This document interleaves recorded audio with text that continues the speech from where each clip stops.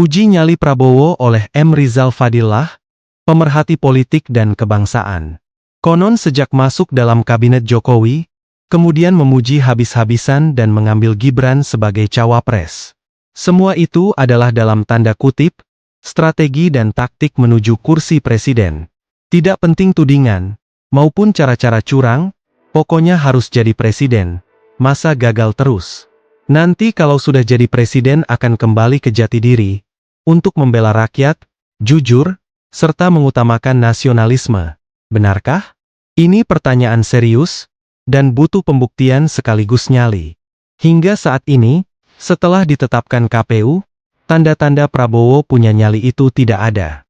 Konon belum dilantik, katanya. Setelah dilantik maka akan ada lompatan revolusioner? Harus difahami bahwa hukum rakyat adalah tidak percaya sebelum dibuktikan sebaliknya. Jadi, hingga kini masih dianggap bullshit alias omon-omon. 5 uji nyali Prabowo, yang jika ia mampu, maka akan mengubah citra dan kepercayaan, yaitu: pertama, melepas Cina sebagai teman dekat, dan memutus semua kesepakatan Xi Jinping dengan Jokowi. Artinya, pertemuan Xi Jinping dengan Prabowo di Beijing saat sidang MK kemarin, harus dianulir atau sekurangnya dievaluasi. Prabowo melawan dalam tanda petik, Kaisar Xi Jinping. Kedua, mencabut Kepres 17 tahun 2022, dan Inpres nomor 2 tahun 2023, serta Kepres nomor 4 tahun 2024, yang seluruhnya dinilai memihak kepada PKI dan keturunannya. Menempatkan PKI sebagai korban dari pelanggaran HAM berat pada peristiwa G30S PKI tahun 1965.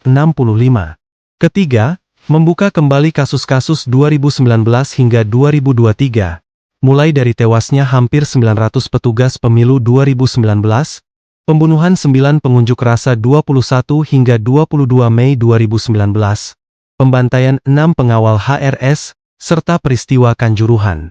Buktikan Prabowo tidak toleran terhadap pelanggaran HAM. Tidak terganggu oleh tudingan atas pelanggaran HAM tahun 1998.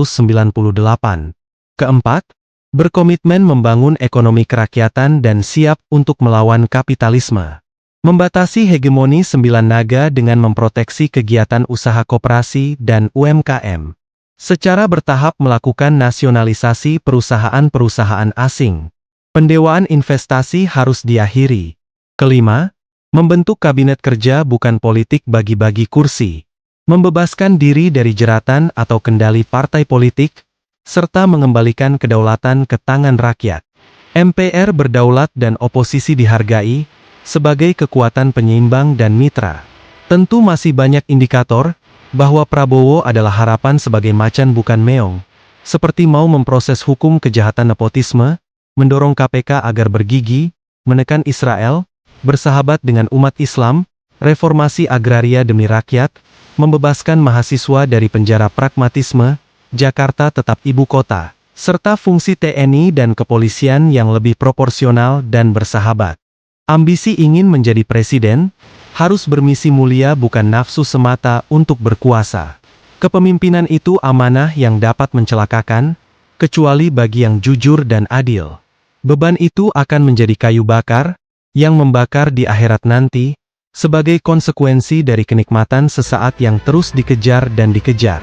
Ketika Rasulullah Isra dan Mikraj, maka beliau diperlihatkan di neraka, ada orang tua yang lemah memikul kayu bakar, ia sudah tidak kuat, tetapi beban kayu yang dipikul terus saja ditambah. Malaikat Jibril menjelaskan, bahwa itu adalah orang yang serakah pada jabatan. Bagi Prabowo dan para pendukungnya, serta pengharap dalam tanda petik, taubat atas kesalahan masa lalu, patut untuk mendorong agar Prabowo siap masuk dalam fragmen uji nyali, dan lulus dari ujian tersebut.